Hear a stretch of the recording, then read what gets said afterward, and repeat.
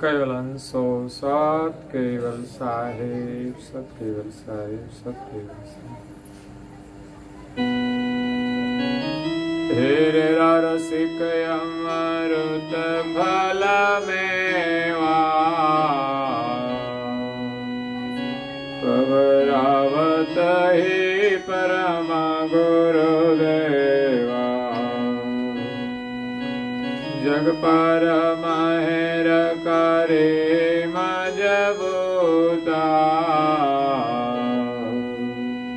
तब प्रगटे प्रभु वये अवधूता।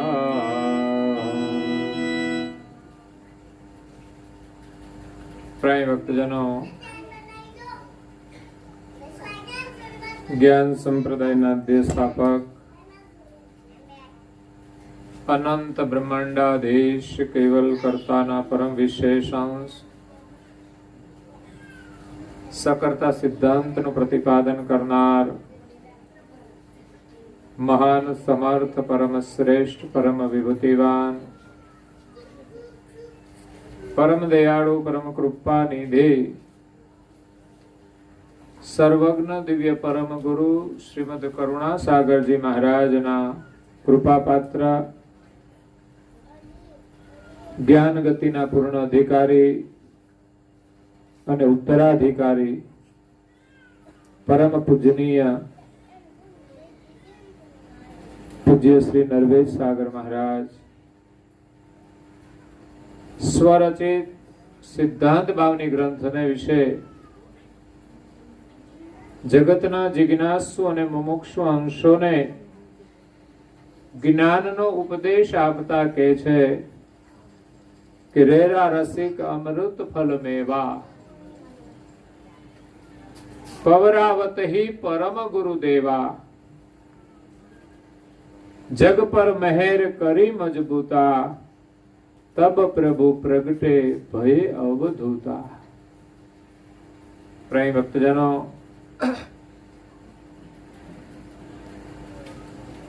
दिव्य परम गुरु आपने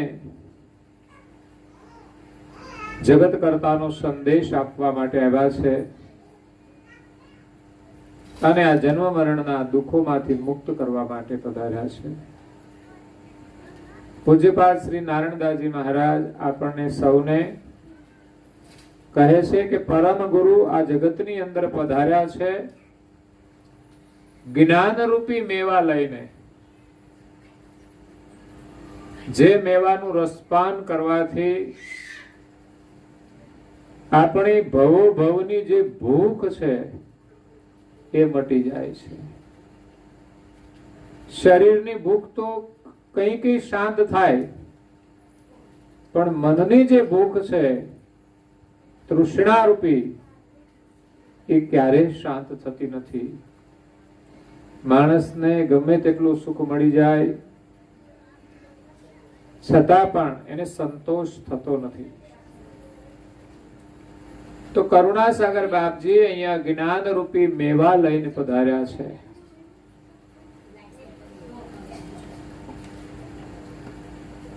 તમામ પ્રકારના દુઃખોમાંથી મુક્ત થવાનો ઉપાય એ જ્ઞાન છે અને જગતના તમામ દુઃખોનું કારણ એ અજ્ઞાન છે। સંસારની અંદર જેટલા પણ દુઃખ છે બધા જ દુઃખોનું સર્જન અજ્ઞાનમાંથી થાય છે। જો આપણને જ્ઞાન મળી જાય, જ્ઞાનનો અનુભવ થઈ જાય, તો આપણા જીવનમાં એક પણ દુઃખ રહેશે નહીં। આગળ જે કોઈ મહાપુરુષો થઈ ગયા એમણે સંસારના દુઃખોમાંથી છૂટવા માટે સૌપ્રથમ જ્ઞાનની પ્રાપ્તિ કરી છે। જ્ઞાન વિના કોઈ જીવનું કલ્યાણ થતું નથી। એટલે તો કવિ છોટમ પણ કહે છે, જ્ઞાન વિના સાધન સર્વે ફોકજો। જપ તપ તીર્થ વ્રત આપણે બધું જ કરીએ, પણ જો જ્ઞાન ન હોય કે સમજણ ન હોય તો પછી તીર્થનું કોઈ મહત્વ નહીં અને વ્રતનું કોઈ મહત્વ નહીં, જપનું કોઈ મહત્વ નહીં. પેલું જ્ઞાન જોઈએ, સમજણ જોઈએ. અને જ્ઞાન વગરનો જે કઈ સાધન છે એ અંતે બધા વ્યર્થ છે, આપણું કલ્યાણ કરી શકતા નથી. એટલે બીજા ભજનની અંદર એમ કે છે, જ્ઞાન વિના માર્ગસ્તે સૌ માયાતણા, એ નિજ કરતા પ્રભુને નવ જાણે કોઈ જો. ઢાળ પાખડે પાણી સિંચે પ્રેમથી, તેથી તો કઈ તરવાર તૃપ્ત ન થાય જો. જ્ઞાનનો મહિમા અપરંપાર છે.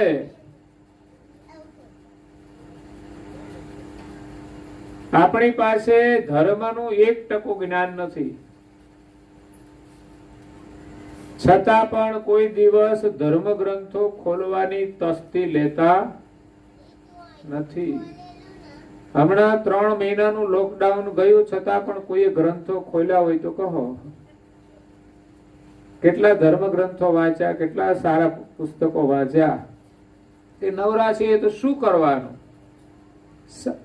એક જ ઉપચાર છે કે સારા ધર્મ ગ્રંથોનું અધ્યયન કરવું, સારા વિચારોની ગ્રહણ કરવું. પહેલું જ કાર્ય. અને સારા વિચારો મળશે એટલે બધું સારું થઈ જશે.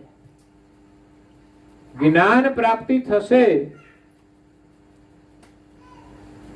તો આપણને બીમારીનો પણ ખતરો રહેશે નહીં.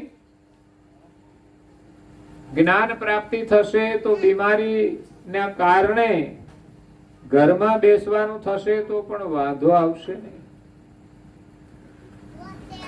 નહીં તો શું થાય છે, ઘરમાં અકળામણ થાય. આ તો હજુ ગામડામાં સારું છે કે કોઈ પ્રશ્ન નથી, પણ શહેર જેવી પરિસ્થિતિ જ્યારે ગામડામાં ઊભી થાય તો ઘણી મુશ્કેલી સર્જાય. તો એવા સમયની અંદર જો જ્ઞાન હોય તો આપણે ઘરમાં આરામથી શાંતિથી રહી શકીએ. 1 મહિનો 2 મહિના નહીં, આખું વર્ષ રહેવું હોય ને તોય રહી શકાય.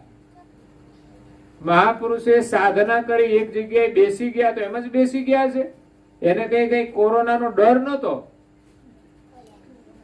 પણ એને મૃત્યુનો ડર ચોક્કસ હશે. એ પણ ભયંકર છે ને, કોરોના કરતા પણ ભયંકર છે. એટલે મહાપુરુષો એક સ્થાને આસન લગાવીને બેસી ગયા. તો આપણે આ કોરોનામાં કમસે કમ હવાર હાંજ ઉપાસનામાં તો બેસીએ, આખા પરિવાર સાથે બેસીએ, પરિવારનું સેનેટાઈઝ કરીએ. હા, 1 કલાક બેસીએ એટલે આખો પરિવાર સેનેટાઈઝ થઈ જાય. પછી અનેક પ્રકારના વાયરસ આ દુનિયામાં છે જે આપણા મનને વધારે લાગુ પડતા હોય છે. મોબાઈલ ખોલો તો અંદરથી વાયરસ નીકળે,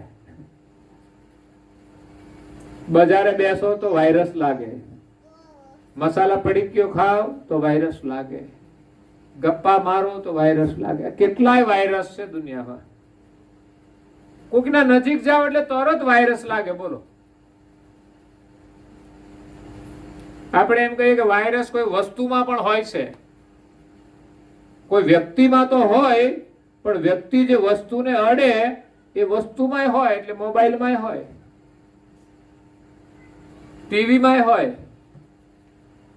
એટલે બધા વાયરસ થી બચવા માટે સવાર સાંજ પ્રાર્થના, ઉપાસના અને ગુરુ મહારાજે અમૂલ્ય મંત્ર આપ્યો છે તો એનું ધ્યાન અવશ્ય કરવું જોઈએ. પણ જ્ઞાન હોય તો ને, જ્ઞાન હોય તો ધ્યાન થાય, નહીં તો થાય નહીં. જ્ઞાન હોય તો ઉપાસના થાય, જ્ઞાન હોય તો સ્મરણ થાય, જ્ઞાન હોય તો પૂજા થાય, જ્ઞાન હોય તો સેવા થાય, અને જ્ઞાન હોય તો શાંતિથી બેસી શકાય. પ્રથમ શરણમાં જ્ઞાન જોઈએ.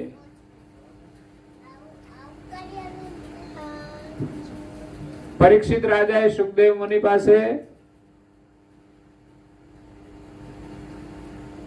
ભાગવત કથા શ્રવણ કરી 7 દિવસ સુધી. આજે આખી દુનિયા શ્રવણ કરે છે.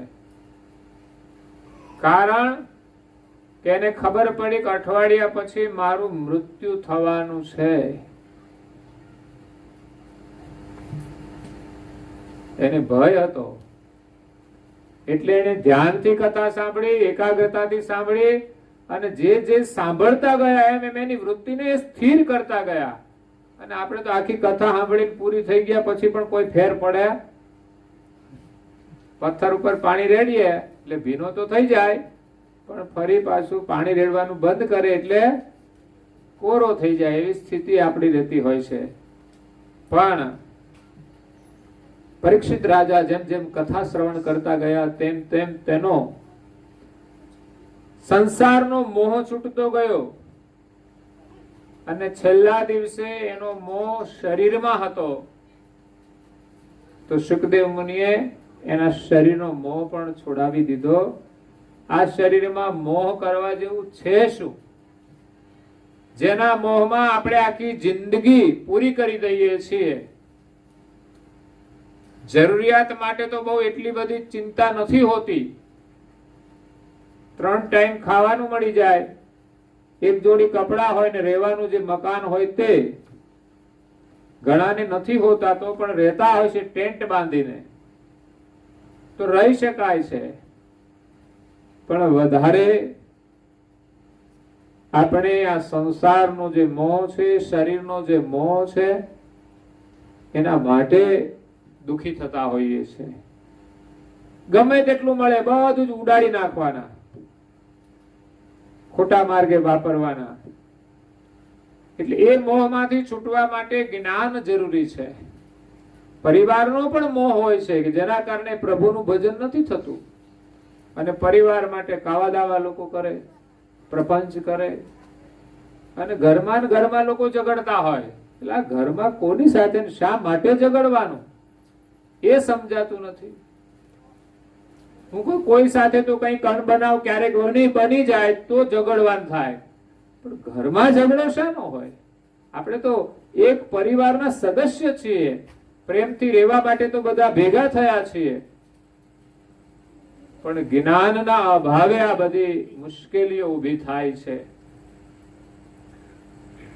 તો કવિ છોટમ એના ભજનમાં કહે છે, જ્ઞાન વિના માર્ગ તે સૌ માયા તણા. જો જ્ઞાન ન હોય તો ધાર્મિક ક્રિયાઓ પણ માયા માટે જ કરતા હોઈએ છીએ, કલ્યાણ માટે નહીં, કે બીજા કોઈના ભલા માટે નહીં. નહીં તો આપણે ધર્મ કાર્ય બીજાના માટે પણ કરવાનું હોય છે. પણ જ્ઞાન વગર જે કંઈ કરીએ, દેખાવ માટે પણ કરીએ, પરંપરાઓ ચાલતી હોય એટલે પણ કરીએ, રીતિ રિવાજ હોય એટલા માટે કરવું પડે, પણ આમાંથી કંઈક લેવા માટે આ પારાયણ છે. પ્રસંગ તો નિમિત્ત હોય છે. તમે કંઈ ના કરો તો એના કર્મ પ્રમાણે એને ગતિ મળી જ ગઈ. 11 દિવસ સુધી કંઈ બેસી ના રહે. એનો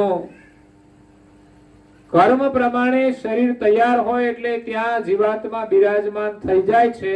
અને કદાચ શરીર ન પણ હોઈ શકે, કદાચ પેન્ડિંગમાં રહેવું પડે તો અહીં ના બેસે. અહીં ના રહે. અહીં કોઈ રહેવાનું સ્થાન જ નથી. કરતા માલિકે બ્રહ્મ ભૂમિકા બનાવી છે. અને દિવ્ય પરમ ગુરુ કહે છે કે આ જીવ માટે કદાચ આટલી બધી મોટી વ્યવસ્થા છે જગતની. કેટલા જીવો સાંજ સુધીમાં મરતા હોય. ખાલી માણસની ગણતરી નથી, કીટ પતંગ પ્રાણી પશુ પંખી આ બધા જ મરે છે ને. તો બધા જીવ જાય એટલે બધાના કર્મ પ્રમાણે સામે શરીર તો જોઈએ ને. 99% બધાની વ્યવસ્થા હોય છે, શરીર તૈયાર જ હોય છે. પણ 1% માટે કદાચ કોઈને રાહ જોવી પડે તો કરતા માલિકે બ્રહ્મ ભૂમિકા બનાવી છે. એ બ્રહ્મ ભૂમિકાની અંદર અંશ નિવાસ કરે છે. એટલે આપણે કોઈ ચિંતા નહીં કરવાની. હા, પાછળ સારું કામ કરવા માટે આપણે કરીએ છીએ. આપણી લાગણી સારું કામ કરીને આપણે સદગત આત્માને શ્રદ્ધાંજલિ આપીએ છીએ, એ સારું છે.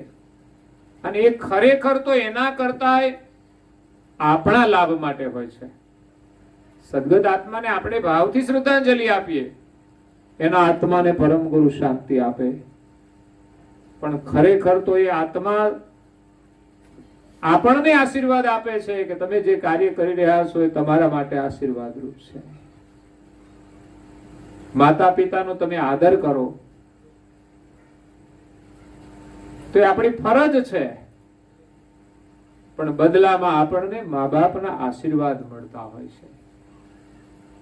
એમાં પારાયણનું ફળ ખરેખર આપણા માટે આશીર્વાદ રૂપ હોય છે. જે કોઈ શ્રવણ કરે, અહીંયા તો કુટુંબના સભ્યો શ્રવણ કરે કે પછી બહારની કોઈ વ્યક્તિ આવીને પણ શ્રવણ કરે તો પણ એને આશીર્વાદ મળી જાય છે. અહીં કોઈ એવી લાગવગ નથી ચાલતી. જ્ઞાન તો બધાના માટે છે. અને વિશેષ કરીને શ્રવણ કર્યા પછી જ્ઞાન સમજે અને જીવનમાં ઉતારે તો એને પ્રત્યક્ષ લાભ મળતો હોય છે. એટલે જ્ઞાનનું મહત્વ છે. જ્ઞાન વિના માર્ગ તે સૌ માયા તણા, નિજ કરતા પ્રભુને નવ જાણે કોઈ જો.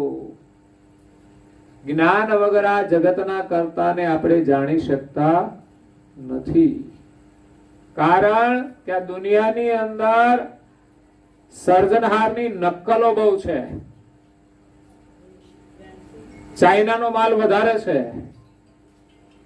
જે ઓરિજિનલ વસ્તુ હોય ને એના જેવી જ પાછી ચાઇનાની વસ્તુ આવે, આપણને ખબર ના પડે. આપણને એમ થાય બહુ સરસ દેખાય છે તો આપણે લઈ આવીએ. એમાં દુનિયામાં ભગવાનની નકલો બહુ છે. સર્જનહાર એક જ છે પણ દુનિયામાં અનેક માન્યતાઓ એક સર્જનહારની નકલ છે. થોડું ઘણું કોઈ સારું કામ કરે એને પણ આપણે ભગવાનનો દરજ્જો આપી દઈએ તો એ ખરેખર આપણા માટે અનર્થ છે, આપણી ભૂલ છે. જો એવું કરીશું તો આ જગતની અંદર આપણને સાચા સર્જનહારની ઓળખ નહીં થાય, અને ઓળખ ન થાય તો પ્રાપ્તિ પણ ના થાય. એટલે જ્ઞાનથી આપણને માલિકની ઓળખ થાય છે ને માલિકની ઓળખ કરાવવા માટે પરમ ગુરુ આવ્યા છે. પૂજ્ય શ્રી નારાયણદાસજી મહારાજ કહે છે કે રેરા રસિક અમૃત ફલ મેવા પવરાવત હિ પરમ ગુરુદેવા. આ અમૃત રસ છે, અમૃત ફળ છે. જ્ઞાન રૂપી ફળ એ અમૃત ફળ છે. અને જે કોઈ ખાય કે પછી એનો રસ કાઢીને પીવે તો શું થાય?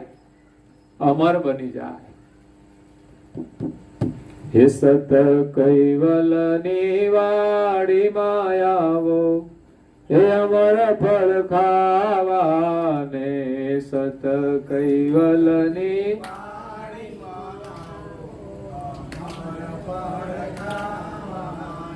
હે કોઈ આવે એને સાથે તેડી લાવો, અમર ફળ ખાવાને. કોઈ આવે એને સાથે તેડી લાવો, અમર ફળ. આ અમર ફળ આપણે બધાએ ખાવાનું છે અને થોડો પ્રસાદ ઘરે લઈ જવાનો છે. મતલબ જ્ઞાન આપણે પીવાનું છે અને બીજાને પાવાનું છે. આ સત્સંગ પારાયણની વ્યવસ્થા એ જ છે કે પરિવારના સભ્યો એનું રસપાન કરે અને બીજાને પણ એનો લાભ આપે. તો આ જ્ઞાનની પ્રક્રિયા માત્ર સામાજિક પ્રસંગ પૂરતી સીમિત નથી. અહીંયા મંદિર છે તો મંદિર ના નીચે સામાજિક પ્રસંગ વિના પણ ધાર્મિક પ્રક્રિયાઓ ચાલે છે, જેમાં દર ગુરુવારે સત્સંગ કથા હોય, ગમે ત્યાં હોય. સમયની અનુકૂળતા ન હોય તો ઠીક છે, પણ ખરેખર તો આવો લાભ મળતો હોય ત્યારે સમયની અનુકૂળતા લેવી જોઈએ. બધું કામ છોડીને લેવા જેવો લાભ હોય છે. આ લાભ પછી નથી મળતો અને બીજા કામ બધા પછી થશે. અઠવાડિયામાં એકવાર ભજન કીર્તન હોય તો આપણે ત્યાં કલાક બેસવું જોઈએ. ત્યાં બેસવાથી આપણા મનને શાંતિ મળશે અને બીજા ઘણા બધા લાભ મળશે. તમારા ઘરની સમસ્યાનું સમાધાન પણ તમને આ પ્રવૃત્તિઓમાંથી મળી જશે. અડધો કલાક પોણો કલાક ધૂન ચાલતી હોય તો ત્યાં જઈને બેસવું જોઈએ અને પ્રભુનું સ્મરણ કરવું જોઈએ. નિયમથી બધું થાય છે, નહીં તો આપણું મન સહેજાસહેજ સ્મરણ કરતું નથી. એટલે પ્રવૃત્તિના માધ્યમથી આપણે બધું કરીએ તો આપણને લાભ મળે છે. તો જ્ઞાનની પ્રાપ્તિ કરવા માટે સત્સંગમાં જવું જોઈએ. અગર તો આ ધર્મ ગ્રંથો આપણા ઘરમાં હોય તો રોજ થોડું થોડું થોડું અધ્યયન કરવું જોઈએ. આજે તો મીડિયા પણ આપણી પાસે છે કે જેમાં પણ આપણને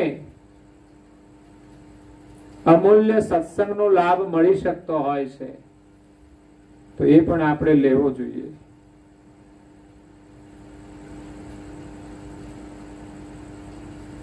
છોટમ મહારાજના ભજનમાં આગળની એક ચોપાઈ જે મેં કહી એમાં કહે છે કે ડાળ પાંખડે પાણી સિંચે પ્રેમથી, તેથી તો કાંઈ તરુવર તૃપ્ત ન થાય. જો જ્ઞાન વગર માણસ કોઈ વૃક્ષના પાંદડાને પાણી પાય તો એના વૃક્ષને પોષણ મળતું નથી. એમ જ્ઞાન વગરની આપણી કોઈ કર્મકાંડી પ્રવૃત્તિ એવી ના હોય કે આપણે પાંદડે પાણી પાઈએ.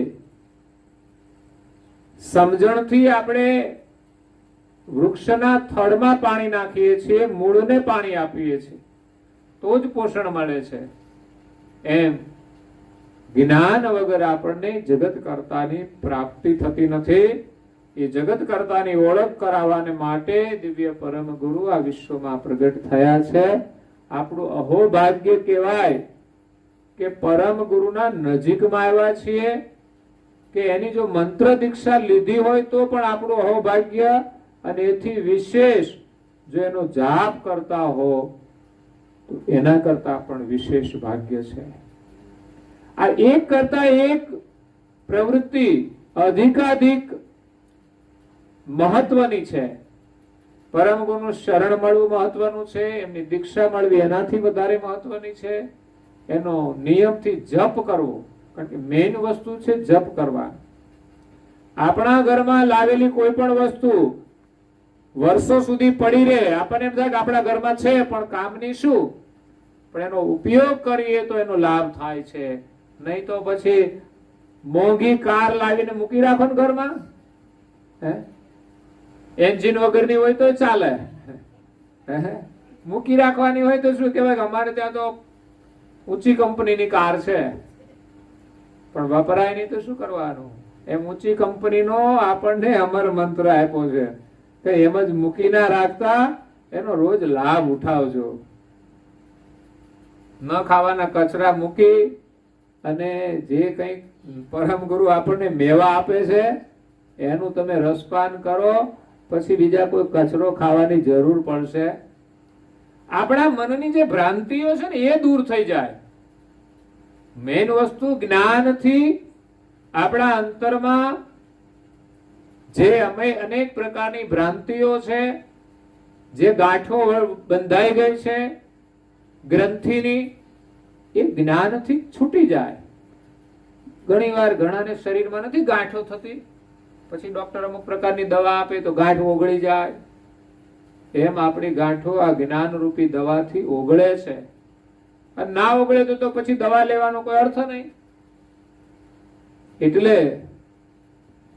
જ્ઞાન ના પ્રકાશથી આપણામાં અજવાળું થશે, આપણામાં પ્રકાશ થશે તો આપણો જે ભય છે એ બધો દૂર થઈ જશે. જ્યાં સુધી ભ્રાંતિ દૂર ન થાય ત્યાં સુધી આ કોઈ વસ્તુ નથી છૂટતી, આપણી પકડો છૂટતી નથી. એટલે વારંવાર સત્સંગની જરૂર છે, જ્યાં સુધી આપણી ગ્રંથિ ન ઓગળે ત્યાં સુધી.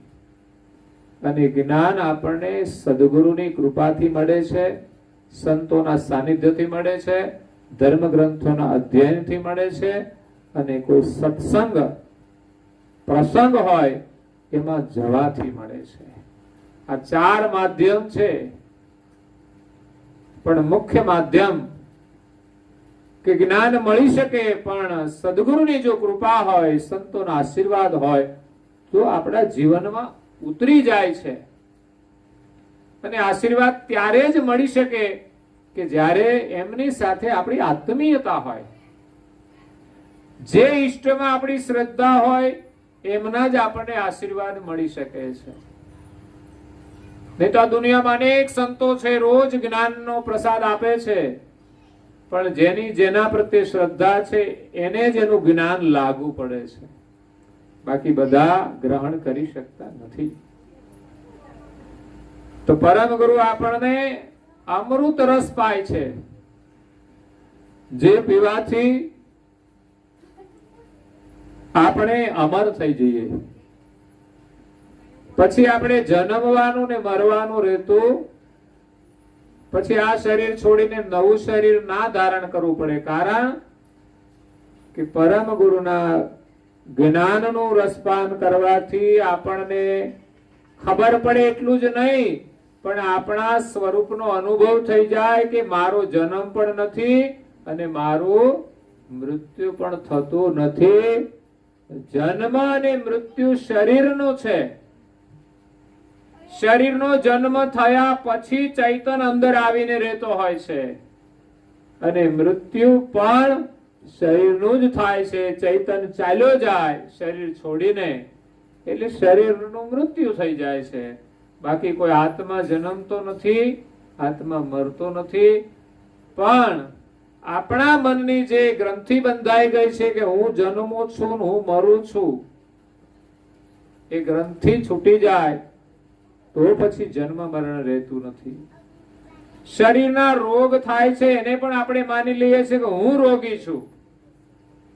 ખરેખર રોગ શરીરમાં હોય છે, આપણને નથી લાગતો, છતાં પણ આપણને રોગ થયો છે એવી એક દ્રઢ માન્યતાને લઈને આપણે વધુ દુઃખી થઈએ છીએ. આપણે ચૈતન ભાવની અંદર પ્રભુના સ્મરણમાં ચિત્ત જોડીએ તો આ શરીરની પીડા આપણને દુઃખી કરી શકતી નથી. તો પરમ ગુરુ આપણને જ્ઞાન આપવા માટે આવ્યા છે. જગ પર મહેર કરી મજબૂતા. આ જગતની ઉપર પરમ ગુરુએ મજબૂત મહેર કરી છે, કોઈ સામાન્ય નહીં. અને મહેર કરી છે તો નારાયણદાસજી બાપજી કહે છે કે મહેર કરી મહી દીજીએ. આપણે માગવું પડશે અને કહેવું પડશે કે અમારા ઉપર મહેર કરો. જગત ઉપર તો મહેર કરી છે ને અહીંયા પધાર્યા એ એની મહેરબાની છે, પણ હવે અહીંયા આવ્યા પછી એમનું જે જ્ઞાન છે એ આપણા ઘટમાં ઉતારવા માટે આપણે પાછી પ્રાર્થના કરવી પડશે, નહીં તો એ મહેર આપણને મળશે નહીં. એની મહેરથી આ જ્ઞાન કૈવલધામમાંથી આ મૃત્યુલોકમાં આવ્યું, પણ અહીંથી લેવા માટે આપણે અહીં સુધી આવવું પડશે, પરમ ગુરુના શરણમાં જવું પડશે. આપણને એમ હોય કે પરમ ગુરુ કોઈ દિવસ આપણા ઘરે આવશે ને આપણને આપી જશે, એવી રાહ ના જોતા. અને એવી મંદ ભાવનાથી કોઈને જ્ઞાન મળતું નથી. અહીંથી મંદિર સુધી જવાની ભાવના ન હોય કે અહીંથી આપણા ગામની અંદર ક્યાંય પણ સત્સંગ હોય ત્યાં સુધી જવાની ભાવના ન હોય તો આપણને જ્ઞાન મળી શકતું નથી. ગ્રંથ ખોલીને વાંચવાની પણ આપણી ભાવના ન હોય કે એટલી પણ આપણે તકલીફ ન લઈએ તો પછી આ પુસ્તકમાં જ જ્ઞાન છે, મસ્તકમાં કઈ રીતે આવે? થોડી મહેનત કરીએ તો ચોક્કસ એમાંથી કંઈક તો આપણને મળે છે. છોકરાઓ ભણવા જાય છે, ચોપડીમાં જ્ઞાન છે, વાંચે તો થોડો થોડો ખ્યાલ આવે, પણ ન ખ્યાલ આવે એટલા માટે સ્કૂલમાં જાય છે અને ત્યાં એને શિક્ષક સમજાવે છે, તો ધીમે ધીમે એને સમજ આવે છે. પણ એક દિવસમાં આખા વર્ષની સમજ આવતી નથી. એમ એક કથાથી આપણને બધું ના સમજાય જાય. એટલે જ્ઞાન પ્રાપ્ત કરવા માટે સત્સંગમાં જવાનું છે, ગ્રંથો ખોલવાના છે, સદગુરુના શરણમાં જવાનો અને પ્રાર્થના ભાવ રાખવાનો છે કે મહેર કરી મોઈદીજીએ. એમાં પહેલા તો જ્ઞાનની માગણી કરવાની છે. અહીંયા તો નારણદાસજી બાપજી સેવા માંગે છે, પણ કદાચ સેવા પણ જ્ઞાનથી મળે, સ્મરણ પણ જ્ઞાનથી મળે અને ધ્યાન પણ જ્ઞાનથી જ થાય છે. એટલે જ્ઞાનની પ્રાપ્તિ પહેલી જોઈએ અને એટલા માટે જ આપણે સદગુરુના શરણમાં જવાનું છે. સદગુરુ પાસે આપણે ઉપદેશ લેવાનો છે, કંઠીબોધ લેતા હોઈએ છીએ કે જેથી આપણી નિષ્ઠા બંધાય છે. પછી ભલે આખી દુનિયામાં આપણે વિચરણ કરીએ, જ્યાંથી પણ આપણને સત્સંગ મળે શ્રવણ કરીએ, પણ મૂળ આપણું એક કેન્દ્ર બિંદુ આપણા સદગુરુ હોવા જોઈએ કે જેની સાથે આપણી શ્રદ્ધા હોય, એના માધ્યમથી આપણને જ્ઞાનની પ્રાપ્તિ થાય. તો પરમ ગુરુ આપણે જ્ઞાન આપવા માટે આવ્યા છે, પણ આપણે માગવું પડશે, પ્રાર્થના કરવી પડશે. નારણદાસજી મહારાજ સવારની ઉપાસનાની અંદર ગુરુ સ્તુતિમાં કહે છે, પ્રથમ વંદુ ગુરુ સત સ્વામી સકલ ગુણ ગતિ સાગરમ તા ચરણ રજ લઈ દર સિર પર દ્યોગતિ અગમ ઉજાગરમ. કેટલી સુંદર સ્તુતિઓ છે. ભાવ સાથે કરો ને તો આપણા હૃદયની અંદર જ્ઞાનનો પ્રકાશ થશે અને એમાં પરમ ગુરુની ઝાંખી થશે. એમ જ આ ભાવ નહીં આવે. આપણે આપણી રીતે કરતા હોઈએ છીએ, જે આપણો ભાવ બંધાયો હોય એ ભાવનાથી તો કરીએ, પણ નારણદાસજી મહારાજ શ્રીની ભાવનાથી જો આપણે દર્શન કરવું હોય તો એમની સ્તુતિનો આધાર લેવો પડે. પ્રથમ વંદુ, આપના ચરણમાં હું વંદન કરું છું. સત સ્વામી, આપ સત્યના સ્વામી છો. આ ભાવ જ્યારે સ્તુતિ બોલાય ત્યારે આવે. પ્રથમ વંદુ ગુરુ સત સ્વામી સકલ ગુણ ગતિ સાગરમ.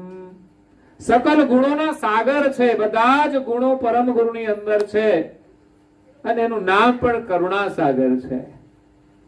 આ જગતની ઉપર કરુણા કરવા માટે આવ્યા છે. તા ચરણ રજ લઈ ધરું શિર પર.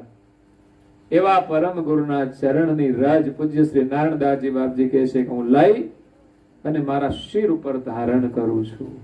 સવારે પૂજા કરો અને ચંદનની જે પૂજા કરી હોય એની આંગળીઓ આપણા નેત્રોએ લગાડીએ, આરતી લઈએ તો પણ આપણે શિર પર લઈએ. એના ચરણની આરતી છે, એના ચરણનો પ્રેમ છે, એના ચરણની રજ છે, એ આપણા શિર ઉપર ધારણ કરવાની. અને બીજું શિર ઉપર ધારણ કરવું એટલે જીવનમાં ઉતારવું. તા ચરણ રજ લઈ ધરું શિર પર દ્યો ગતિ અગમ. અગમ ગતિ આપો અને ઉજાગરમ. સામાન્ય જ્ઞાનથી તો આપણે જાગૃત થઈએ, પણ એવી એની કૃપા થાય કે આપણે હંમેશા ઉજાગૃત રહીએ. એક ક્ષણ માટે પણ આપણે એને ભૂલીએ નહીં. આવી વૃત્તિ આપણે બનાવવાની. ત્યાગ ભક્તિ પુની પ્રેમ જ્ઞાન નિજય ખંડ અનુભવ દીજીએ કરી કરુણા પ્રભુ દીન જાણી જન એ આપનો કર લીજીએ. કેટલી સુંદર ભાવનાઓ છે. આ બહુ કઈ અટપટું જ્ઞાન નથી. બહુ સરળ શબ્દોમાં નારણદાસજી મહારાજશ્રીએ પ્રાર્થના કરી છે. સંસ્કૃત ભાષાના શ્લોક હોય ને તો આપણને એક શ્લોક ના સમજાય, એક શબ્દ ના સમજાય, બહુ અઘરું પડે. કરુણાસાગર બાપજીએ સંસ્કૃત ભાષાનો ઉપયોગ કર્યો નથી. ભલે સંસ્કૃત ભાષા આપણી શ્રેષ્ઠ ભાષા છે, સંસ્કૃત એટલે સંસ્કારિત ભાષા છે, પણ છતાંય ગહન ભાષા હોવાથી બધા એનો લાભ લઈ શકતા નથી. પણ કરુણાસાગર બાપજીએ બહુ સરળ ભાષામાં આપણને ઉપદેશ આપ્યો છે. ત્યાગ ભક્તિ જીવનની જે સાચી મૂડી છે ને ત્યાગ છે. જીવનમાં છોડવા જેવું બધું છોડી દો.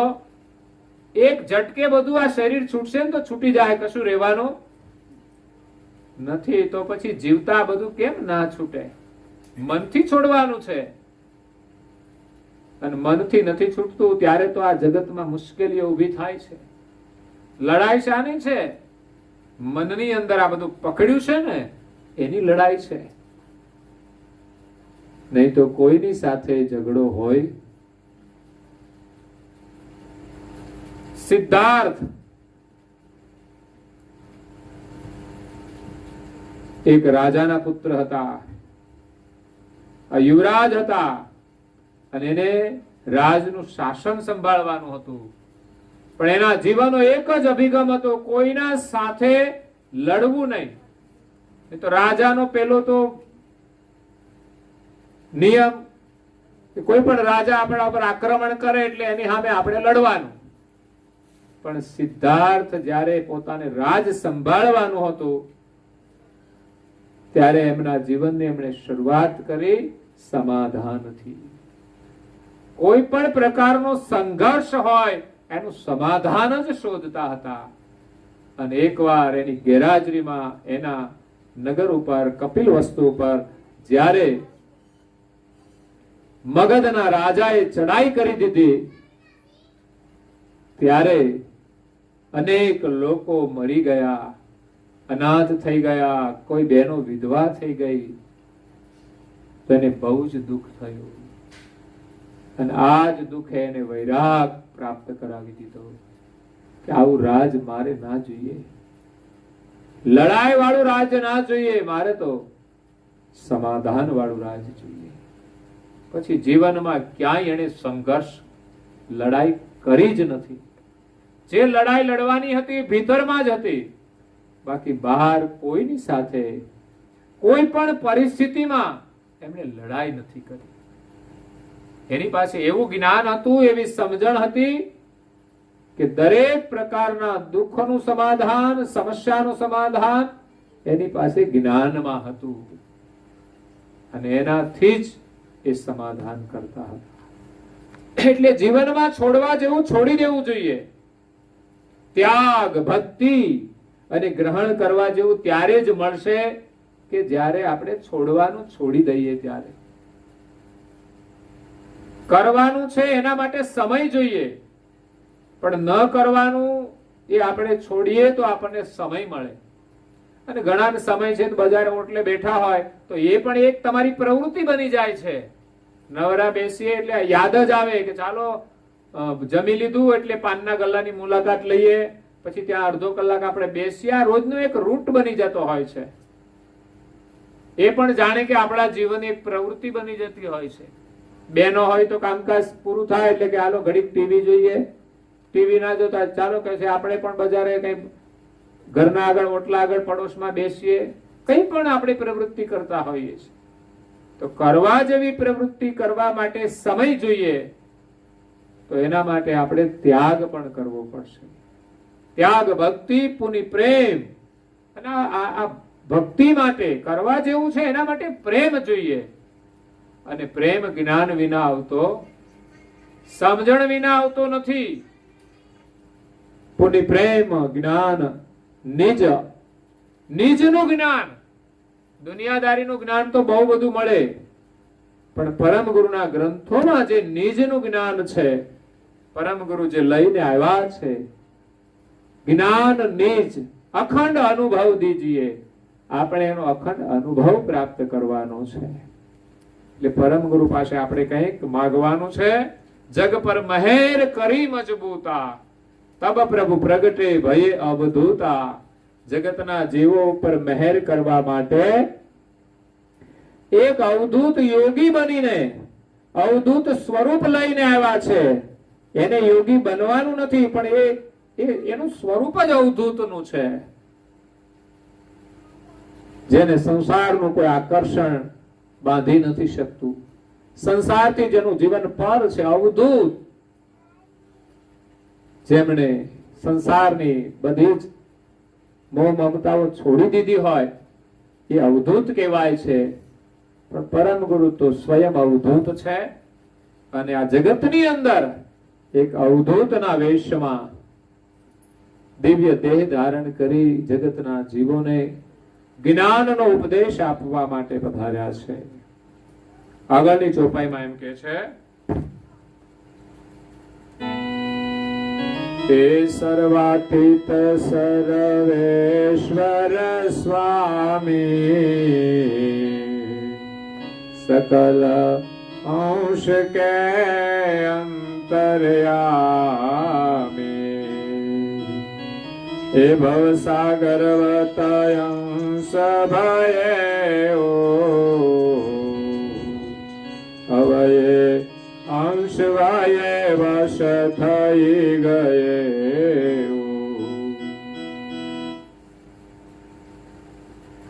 સર્વાતીત સર્વેશ્વર સ્વામી, દિવ્ય પરમ ગુરુ કોણ છે એમની ઓળખ પૂજ્ય શ્રી નારાયણદાસજી મહારાજ શ્રી અહીંયા આપે છે. સર્વાતીત, આ જગતની જે રચના છે એનાથી એ પર છે. સર્વાતીત સર્વેશ્વર, આ જગતની અંદર જે બધા દેવો છે એ ઈશ્વર છે અને એના પણ જે સ્વામી છે એટલે આખા વિશ્વના એ ગુરુ છે. દિવ્ય પરમ ગુરુ એ આખા વિશ્વના ગુરુ છે. આમ તો આ જગતની અંદર અનેક પરંપરાઓ પણ ચાલે છે જગત ગુરુની, પણ એ જગત ગુરુ એના સંપ્રદાયના જગત ગુરુ છે. આ જગતની અંદર એનું પણ એક વૈચારિક જગત હોય છે, એની એક પારંપરિક જગત હોય છે. તો એમના એક ગુરુ છે. જ્યારે કરુણા સાગર તો સમસ્ત બ્રહ્માંડના તમામ અંશોના ગુરુ છે. એ જીવન દાતા છે. એ જીવન આપે તો જ બધા દેવો કામ કરે છે.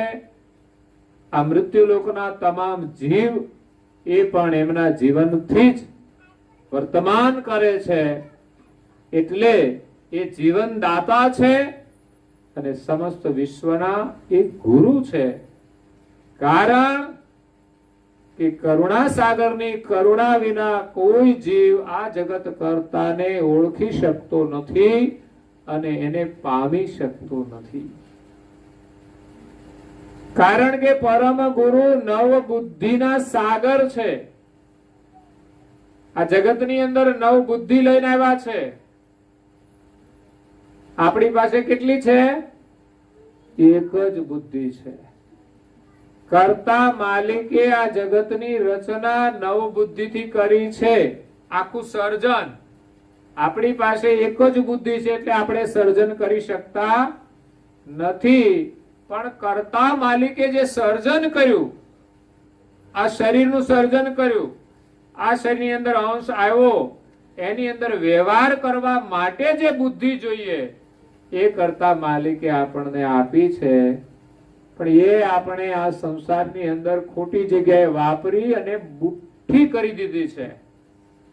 જેમ કોઈ ખેતીનું ઓજાર હોય, એ માટીની અંદર ચાલતું હોય તો વાંધો ના આવે, પણ એ પાછો પથ્થર ઉપર ચાલે તો એ ઘસાઈને ખરાબ થઈ જાય. એમ કરતા માલિકે આપણને જે બુદ્ધિ આપી છે એ કુટુંબ પરિવારનું સારી રીતે આપણે પોષણ કરી શકીએ, સારી રીતે ધંધો રોજગાર કરી શકીએ એના માટે છે. પણ પાછા બીજા કાવા દાવા કરવામાં લોકો વાપરે તો બુદ્ધિ કુંઠિત થઈ જાય છે. કચરો ખાવામાં વાપરે તો બુદ્ધિ કુંઠિત થોડીક છે એટલે હાચવી રાખજો.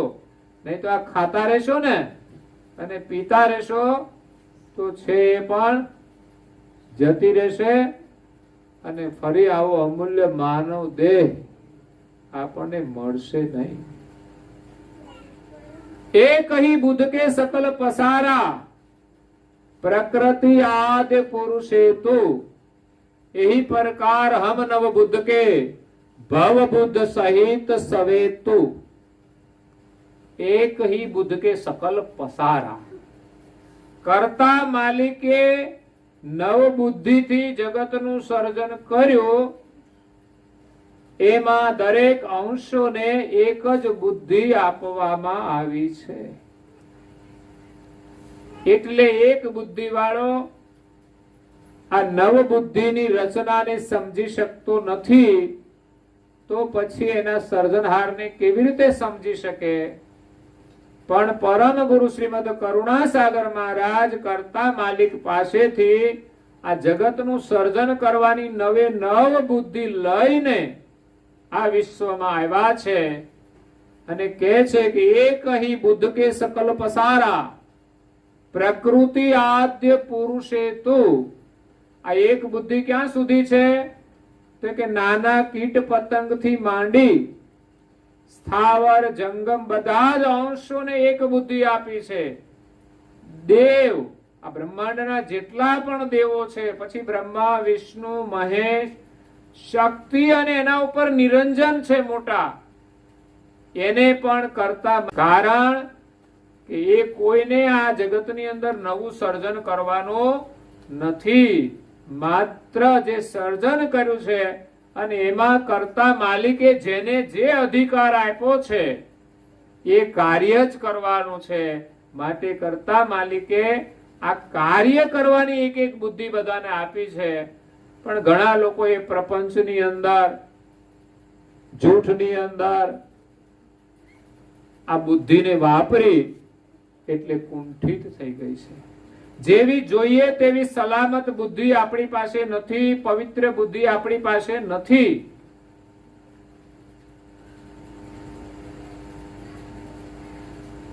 મરમ લહે ક્યો સબૂત બુદ્ધ ભિન્ન. પરમ ગુરુ એક ચોપાઈમાં કહે છે કે આ જગત કરતાનો મરમ આપણે કેવી રીતે લઈ જાણી શકીએ? કારણ કે એવી બુદ્ધિ જ નથી રહી આપણી પાસે. મરમ લહે ક્યો સબૂત બુદ્ધ બિન. સબૂત બુદ્ધ મતલબ સાબુત બુદ્ધિ, સાબુત જોઈએ. સાબુત મતલબ હાજર જોઈએ. આપણી પાસે પરિપૂર્ણ બુદ્ધિ છે નહીં. એટલે કે છે મરમ લહે ક્યો સબૂત બુદ્ધ બિન વિભગ બુદ્ધ કે વેતા. આપણે આ બુદ્ધિને આ દુનિયાના વ્યવહારની અંદર વેચી નાખી છે. સાબુત રહી નથી, સલામત રહી નથી, એક બુદ્ધિ નથી રહી, એના ટુકડા કરી નાખ્યા છે. એક બુદ્ધ કે અનંત ભાગ ગત તબ તે રહત અચેતા. દુનિયાના વ્યવહારની અંદર વેચી નાખી છે, ચારે બાજુ એના ટુકડા કરી નાખ્યા છે. સર્જનહારને પામવા હોય તો દુનિયાદારીની અંદર જ્યાં પણ આપણી બુદ્ધિ વેચી દીધી છે, જૂઠની અંદર, પ્રપંચની અંદર, એ બધી જગ્યાએથી બુદ્ધિને પાછી વાળી અને એક કરીને લાડવો કરવાનો છે. એક બુદ્ધિથી આપણે જો માલિકનું અવલોકન કરીશું તો આપણી સમજણમાં આવશે આ જ્ઞાન અને આચરણમાં પણ આવશે. એટલે પરમ ગુરુ એ સર્વાતીત સર્વેશ્વર સ્વામી છે. આખા જગતના એ ગુરુ છે. સકલ અંશ કે અંતર્યામી. આ જગતમાં જેટલા પણ અંશો છે એ બધા જ અંશોને એ જાણનારા છે. કારણ કે જેને જીવન આપે એને જાણ્યા વગર તો આપી જ ન શકે. એટલે પરમ ગુરુ દ્વારા કૈવલ કરતા આખા વિશ્વને જીવન આપે છે. એટલે પરમ ગુરુ સર્વજ્ઞ છે. સંસારમાં કોઈ દેવતા સર્વજ્ઞ નથી. કરતા માલિકે એને કરુણા આપી છે એટલું જ એ કાર્ય કરી શકે, પણ એ સર્વજ્ઞ નથી. જ્યારે કરુણાસાગર મહારાજ એ સર્વજ્ઞ છે. સકલ અંશ કે અંતર્યામી. આ જગતની અંદર જેટલા પણ કૈવલ કરતાના અંશ છે બધા જ અંશોની ગતિને જાણે છે, બધાના કર્મને જાણે છે, આપણા વિચારને પણ જાણનારા એ પરમ ગુરુ છે. એટલે આપણું કલ્યાણ કરવા માટે આવ્યા છે. દેવતાઓ બધું નથી જાણી શકતા, અને જો જાણી શકતા હોત તો એનાથી અજાણ કશું રહેત નહીં. કદાચ રાવણ મનમાં વિચાર કરે કે મારે સીતાનું હરણ કરવું છે, તો રામને ખબર પડી જાય કે ના પડી જાય? હરણ કર્યા પછી નહીં, પણ વિચાર કરે ત્યાં ખબર પડી જાય. પણ છતાંય કરતા માલિકે એને જે ગતિ આપી છે એને પણ વિસર્જન ભાવના લાગુ પડે છે. કારણ કે કરતા માલિકે એને જે દેહ આપ્યો છે એ દેહની અંદર 84 તત્વો છે, એમાં વિસર્જન ભાવના મૂકેલી છે. એટલે દેવ ગતિ તો છે જ એમની. ઘણી બધી બાબતો એ જાણતા પણ હોય છે કે હું શા માટે આવ્યો છું, પણ ક્યારેક ક્યારેક એને પણ વિસર્જન ભાવના લાગી જાય ત્યારે આવું કાર્ય થઈ જતું હોય છે. એટલે સર્વજ્ઞ નથી. કરુણાસાગર બાપજી અંતર્યામી છે. ભવસાગરવત અંશ ભયેવું. આ જગતના તમામ અંશો આ ભવસાગર માં ભવ જેવા થઈ ગયા છે, ભવસાગરની અંદર ડૂબી ગયા છે. ત્યારે એને બચાવવાને માટે સર્વજ્ઞ ગતિએ પરમ ગુરુ પધાર્યા છે. એમ પૂજ્ય શ્રી નારાયણદાસજી મહારાજ કહે છે કે અવયે અંશ વયે વશ થઈ ગયું. સંસારમાં જીવો ભવસાગરવત થઈ ગયા. ભવસાગરવત એટલે ભવના જેવા. ભવના જેવા એટલે કેવા? કે અંશો તો ચેતન હતા, અને આ સંસારની અંદર આવ્યા, જડ શરીરની અંદર નિવાસ કર્યો, અને જડ શરીરના સંગે જડ જેવા થઈ ગયા. ઘણી વખત આપણે શબ્દ પ્રયોગ કરતા હોઈએ છીએ, આ માણસ તો જડ જેવો છે, કઈ સમજતો. આમ તો આપણે બધા જ આ શરીરમાં શરીર જેવા થઈ ગયા, એટલે સમજો ને જડ જેવા થઈ ગયા છે. આપણામાં કોઈ ચૈતન વ્યવહાર રહ્યો નથી. એટલે પરમ ગુરુની કૃપાથી જ્ઞાન થી જાગૃત થઈને કંઈક અંશે આપણે જો પ્રવૃત્તિ કરીએ તો સમજવાનું કે એ ચૈતન વ્યવહાર છે. એ ચૈતન પ્રવૃત્તિ કરવા છતાંય આપણામાં જડતા ભરેલી હોય છે. એવું નથી કે આપણે થોડી પ્રવૃત્તિ કરીએ એટલે આપણામાં ચૈતન ભાવ આવી ગયો.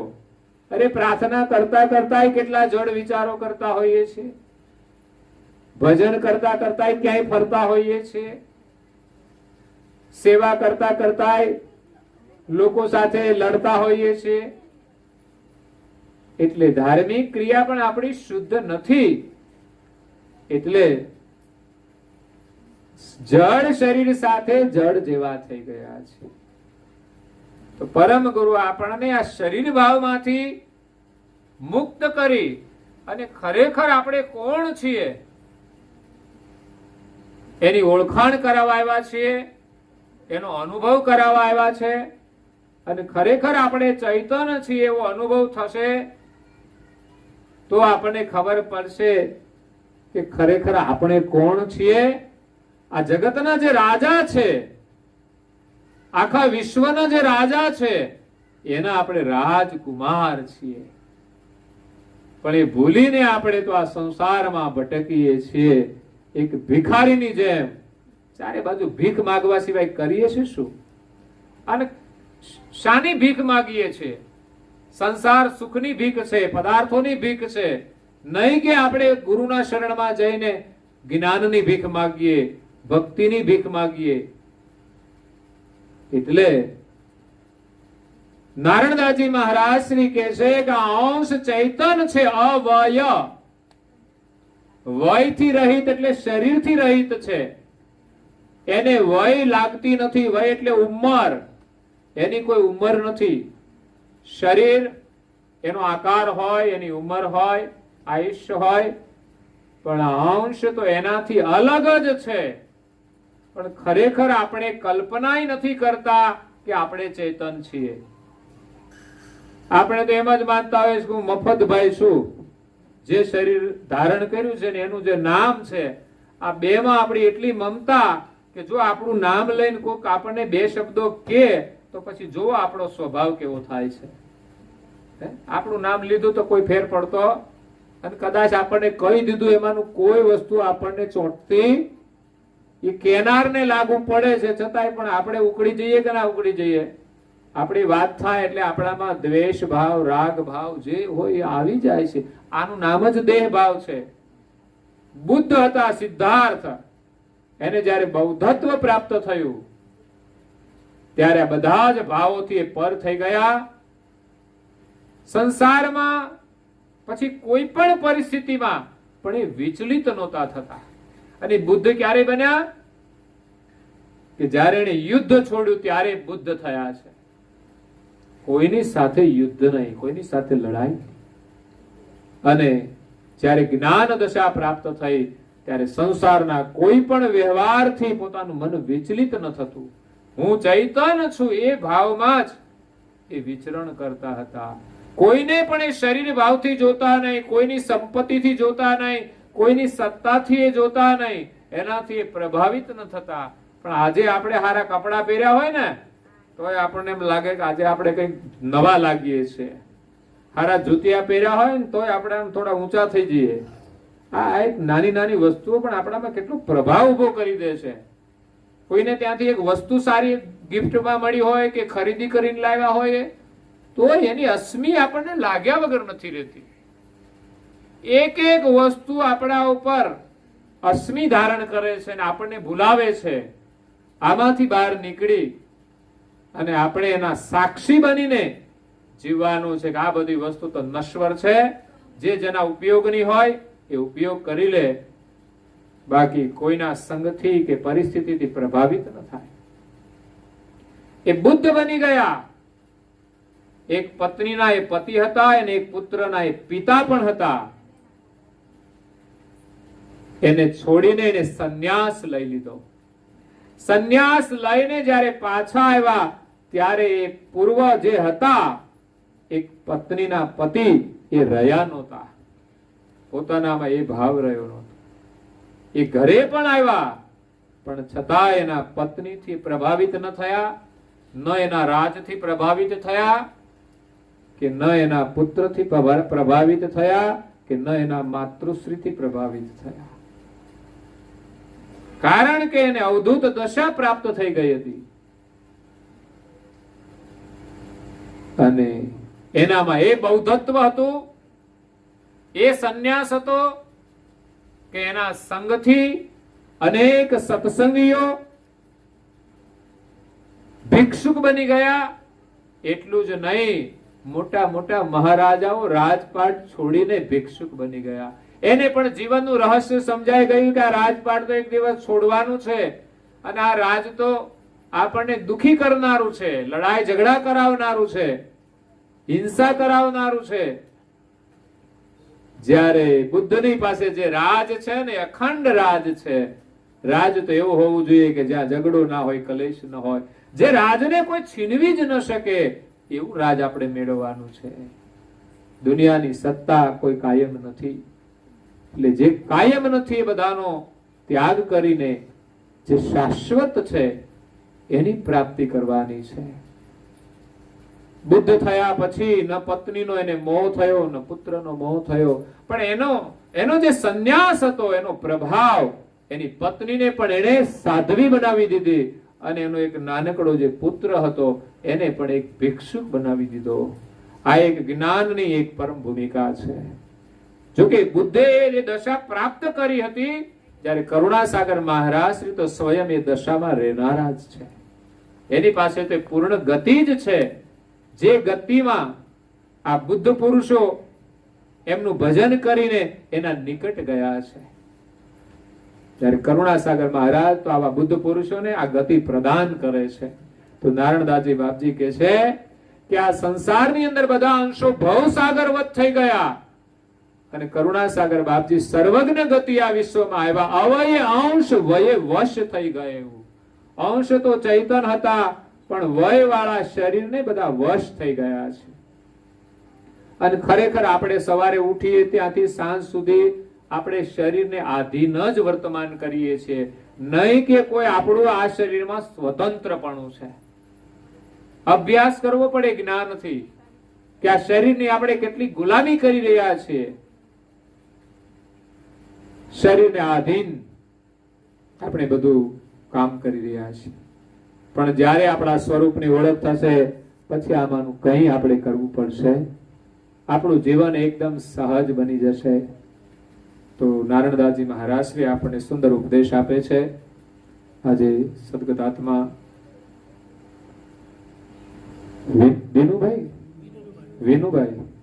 વિનુભાઈની પુણ્ય તિથિ નિમિત્તે શ્રદ્ધાંજલિ રૂપે આજના સત્સંગનું આયોજન કર્યું. આમ તો કુદરતી જે પ્રકોપ કહેવાય કોરોનાનો એ ચાલે જ છે. 2-3 મહિના તો બધું લોકડાઉનમાં ગયું, પણ ખોલ્યું છે લોકોની પરિસ્થિતિ માટે. એટલે એનો મતલબ એવો નથી કે ખુલી ગયું એટલે કોરોના નહીં જ લાગુ પડે. લોકડાઉન હતું તો આપણે સલામ હતા, એમ જ આપણે લોકડાઉનની સ્થિતિમાં જ રહેવાનું, પણ જરૂર હોય તો આપણે જવાનું, જરૂરી કામ અને સાવધાનીથી કરવા. એટલે દરેકથી આપણે દૂર રહેવું, એકબીજાને ટચમાં ન આવવું. પરિવાર સિવાય ગમે ત્યાં જઈએ તો જરૂર જણાય ત્યાં માસ્ક ધારણ કરવું અને હાથ ધોવાની જે પ્રક્રિયા છે શુદ્ધિ રાખવાની એ પણ જાળવી જ રાખવી. કારણ કે પ્રકોપ વધી જ રહ્યો છે. ક્યાંથી ક્યાં ગામની અંદર પ્રવેશ કરે ને ગામમાંથી કોઈના ઘરમાં પ્રવેશ કરે એ કહી નહીં શકાય. એટલે સમાચાર જે મળે છે એ મુજબ આપણે તો સાવધાન રહેવાનું કે જે નિયમો સરકારના છે એના પાલન સાથે જ દુકાનોમાં જાઓ કે ગમે ત્યાં જાઓ, જરૂરી માટે જ. બાકી ન જરૂર હોય તો બધું 6 મહિના કે વર્ષ એ ખરીદી બધી મૂકી જ રાખવાની કે ભાઈ જૂતિયા લેવા જવાનું, વધારાના કપડા લેવા જવાનું, બિનજરૂરી સાધન લેવા જવાનું, બધું મૂકી રાખો. જીવન નિર્વાહ માટે ને વ્યવસાય માટે જે જરૂરી હોય એ લેવા જઈએ તો પણ સાવધાનીથી જ લેવડ દેવડ કરવી, સાવધાન અને સતર્ક રહેવાનું છે. નહીં તો આપણું જીવન જે ઉત્તમ છે જોખમમાં આવી જાય. એટલે સામાજિક પ્રસંગોમાં પણ નિયમના બંધારણો છે એ પ્રમાણે ધ્યાનમાં રાખીને આપણે બધા આ વિધિ પૂર્ણ કરીએ. તો અહીંયા આજની કથાને આપણે વિરામ આપીએ છીએ. આવતીકાલની કથા છે સવારે. ઉપાસનામાં હું તો નહીં આવું, પણ પરિવારના સભ્યો એટલા ને જે બધા છે મુખ્ય અનુયાયી આવીને ઉપાસના કરી દેજો. કથાના ટાઈમે જે 9 વાગે રાખી તો 9 મને અત્યારે ટાઈમ આપજો, એ પ્રમાણે હું અહીંયા આવી જઈશ. એ પ્રમાણે તમે ઉપાસના કરજો. 8, 8:30 9:30 પૂરી થઈ જતી હોય તો 9:30 કથા 10:30 પૂરી. 9 વાગે શરૂ કરશું તો 10, 10:30 પૂર્ણાહુતિ થઈ જશે. તો એ પ્રમાણે આવતીકાલની કથાનો લાભ લઈ અને પારાયણની પૂર્ણાહુતિ કરીશું. અસ્તુ સત્ય સારી. ચોપડી કાઢજો. ચોપડી કઈ ગઈ?